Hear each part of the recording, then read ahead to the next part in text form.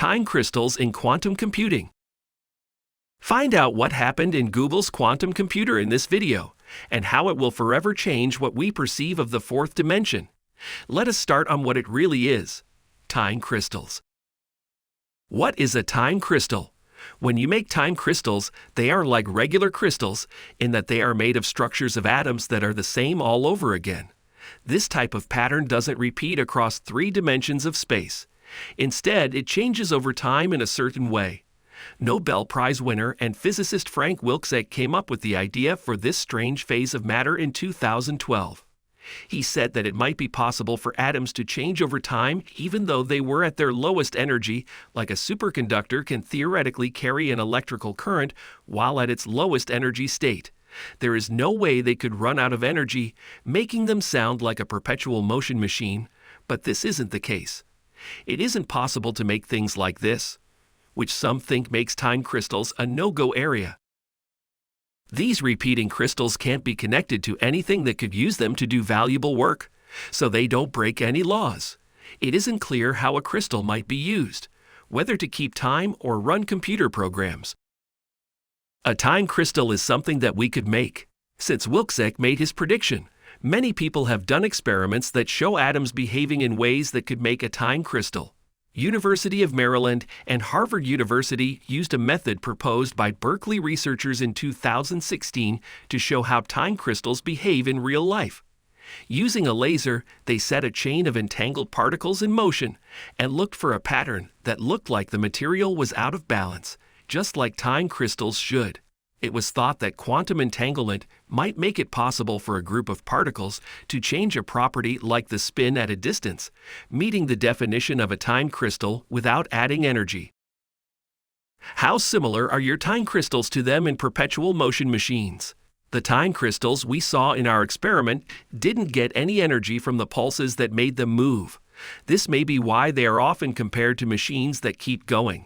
It would be against the laws of thermodynamics, though, if perpetual motion machines could do work without using any energy source, which would be against them. The movement of a time crystal, on the other hand, doesn't do any work without a source of energy, so it doesn't break physical rules. The best platform. This happened when NAIC's team worked with Chris Monroe at the University of Maryland. Monroe, who works with electromagnetic fields to trap and control ions, helped the NAIC team. Some ions had been trapped and turned into thermal time crystals last month.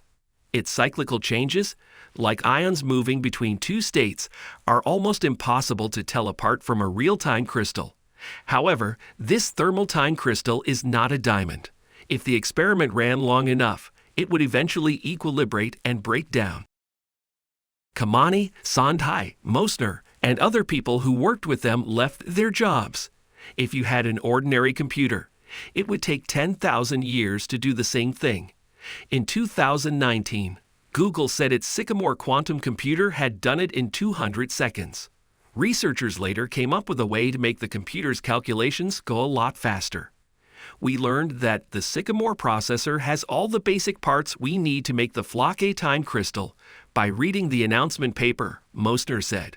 There was a good chance that Sycamore's creators were also looking for a use for their machine, which isn't good enough to run the cryptography and search algorithms that are meant for real quantum computers. Kostya Kecheji works as a theorist at Google. When Kamani and his coworkers reached out to him, he and his team agreed to work together on the time crystal project right away. When working on other projects, Kecheji says he wants to use his processor as a scientific tool to study new physics or chemistry. He says this not only with discrete time crystals, but also with other projects. Quantum computers are made up of qubits, which are controllable quantum particles in both 0 and 1 states simultaneously. When qubits work together, they can juggle an infinite number of options simultaneously, giving computing power. Google's qubits are made of superconducting aluminum strips. Each has 2 possible energy states that show spins going up or down. They used a chip with 20 qubits to make the time crystal for the demonstration, and Kecheji used that chip. There may be a big reason why this machine is better than its competitors. It can change how intense the interactions between its qubits are. It could become a time crystal because it can be changed. The programmers could change the strength of the interactions between the qubits. This randomness caused destructive interference between the qubits, making the row of spins possible to become many-body localized. Qubits could lock into a set pattern of orientations rather than aligning with other qubits. There were no rules about how the spins should be when they were made. They could be up or down or down or up or down or up, and so on. Pumping the system with microwaves that are turned up and down spins the system up and down. Many demos were run for each configuration, and the qubit states were measured at different points in each run. This allowed the researchers to see that the qubits were moving between two many-body localized states. The best thing about a phase is how stable it is. Even if the temperature changes, the ice stays as ice even if it melts. They also found microwave pulses only had to flip a spinning object about 180 degrees, but not exactly that much. The spins would then return to their original orientation after 2 pulses, as if they were little boats that had been flipped over. Furthermore, the spins didn't get or lose any energy from the microwave laser, which kept the system's disorder the same. On July 5, a team from the Delft University of Technology in the Netherlands said that they had made a Floquet-time crystal out of the nuclear spins of carbon atoms in a diamond. This was not done in a quantum processor. The Delft system is smaller and less powerful than Google's time crystal with its quantum processor. It's not clear if a Floquet-time crystal could be useful. But Mosner thinks its stability is good. Something as stable as this is rare and special things can be beneficial, said the man. Or the state could be just a way to think about things. It's the first and most straightforward example of a phase that isn't in equilibrium, but the researchers believe more steps can happen in the real world. Nayek says that time crystals show us something important about how time works. Most of the time, in physics, he said, however much you try to treat time as just another dimension, it is always a little bit out there. Most people think Einstein did the best job of unifying things by weaving 3D space and time together into a 4D fabric called space-time. But even in his theory, time moves in only one direction. Time crystals are the first case I know of where time is just one of the groups. Chalker says, though, that time is still an exception. Wilczek said that if he had made a time crystal, it would have been true to time and space. Spatial crystals are in balance, which means they break the symmetry of continuous space translation. It turns out that only a tiny amount of time translation symmetry can be broken by time crystals, which changes how we think about time and space. These debates will keep going because quantum computers could be used for research. Condensed matter physicists used to pay attention to the phases of the natural world.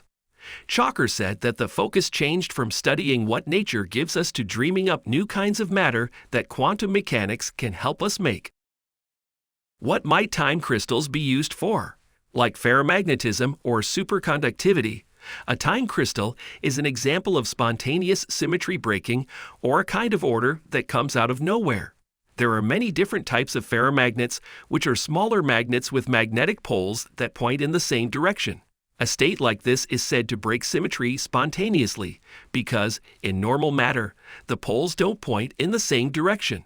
Stable examples of spontaneous symmetry breaking, like ferromagnetism or the disappearing electrical resistance of a superconductor, often have a lot of value in the world of business. Spontaneous symmetry breaking is linked to a state of equilibrium. For example, think about how water freezes into crystals when kept at a low temperature for a long time. Interestingly, the time crystal we saw is that it still had a lot of order even though it was out of balance. Based on this observation, you can now look for new types of order in other out-of-equilibrium states of quantum matter.